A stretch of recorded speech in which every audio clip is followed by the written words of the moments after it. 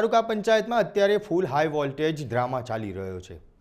ચૂંટણી થવાનું નામ નથી લઈ રહી અને તારીખો ઉપર તારીખ પડી રહી છે, પરંતુ આ બધાની વચ્ચે બનાસકાંઠાના સાંસદ જ્ઞાનીબેન ઠાકોરે સોશિયલ મીડિયા ઉપર એક ટ્વીટ કરીને એક એવો ધડાકો કર્યો કે જેના કારણે સમગ્ર પોલીસ બેડામાં અને રાજકારણમાં ખળભળાટ મચી ગયો છે।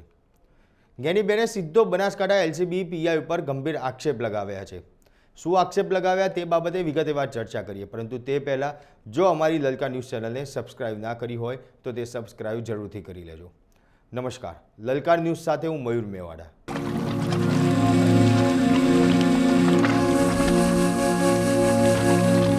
સૌથી પહેલાં વાત કરીશું બનાસકાંઠાના સાંસદ જ્ઞાનીબેન ઠાકોરના જે પીઆઈ ઉપર આક્ષેપ કર્યા છે તેના બાબતે, કે જેણે હાલ સમગ્ર રાજકારણમાં અને પોલીસ બેડામાં ખળભળાટ મચાવી દીધો છે।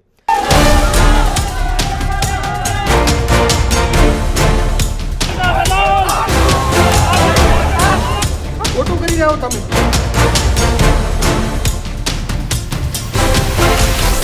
જ્ઞાનીબેન ઠાકોર દ્વારા ટ્વીટ કરીને એટલે કે એક્સ ઉપર ખુલ્લેઆમ Banaskantha LCB PI AP Chaudhary સામે મોરચો માંડ્યો છે।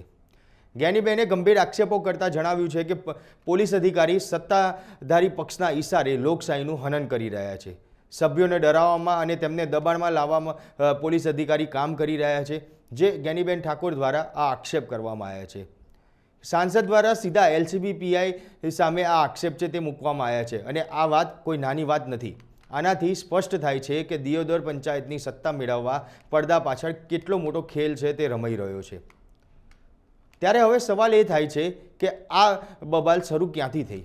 તો આ મામલે દિયોદર તાલુકા પંચાયતની ચૂંટણીનો અહીં ખૂબ મોટો જે ફાળો છે તે જોવા મળી રહ્યો છે। અહીંયા ભાજપને અંદરો અંદર ડખા અને જૂથવાદના કારણે ચૂંટણી સતત પાછી ઠેલાઈ રહી હોવાનું જે ચર્ચા છે તે ચર્ચા ચાલી રહી છે। સૌથી પહેલાં તો ચૂંટણી માટે 27 તારીખ નક્કી કરવામાં આવી હતી। એ દિવસે કોંગ્રેસના નેતા જ્ઞાનીબેન ઠાકોર સહિતના ભાજપના અને કોંગ્રેસના જીતેલા તમામ ઉમેદવારો સમયસર હાજર થઈ ગયા હતા, પરંતુ જે ટ્વિસ્ટ આવ્યો તે ત્યાં આગળ આવ્યો કે જ્યારે ચૂંટણી પ્રક્રિયા કરનારા મુખ્ય સરકારી અધિકારી એટલે કે જે પ્રાંત અધિકારી કહેવાય તે પ્રાંત અધિકારી જ અહીંયા હાજર ન હતા, અને એવું બહાનું આગળ આવ્યું કે તેમની તબિયત છે તે અચાનક ખરાબ થઈ ગઈ છે, જેના જ કારણે 27 તારીખની જે ચૂંટણી છે તે ચૂંટણી પાછી ઠેલાઈ અને તેને 29 તારીખ ઉપર નક્કી કરવામાં આવી। પરંતુ હવે નવાઈની વાત એ થઈ કે આજે 29 તારીખના રોજ પણ ચૂંટણી ના થઈ શકી અને હાઈ વોલ્ટેજ ડ્રામા છે તે ડ્રામા થયો, અને આખરે આ ચૂંટણી આજે પણ મોકૂફ રાખવામાં આવી અને હવે આ ચૂંટણી આવતીકાલે 9 તારીખ જાહેર કરવામાં આવી છે। ત્યારે આ આખી રાજકીય લડાઈ વચ્ચે એક એવો માનવીય અને સંવેદનશીલ કિસ્સો પણ સામે આવ્યો છે કે જેણે ચૂંટણીનું આખું પિક્ચર બદલી નાખે તેવું દેખાઈ રહ્યું છે।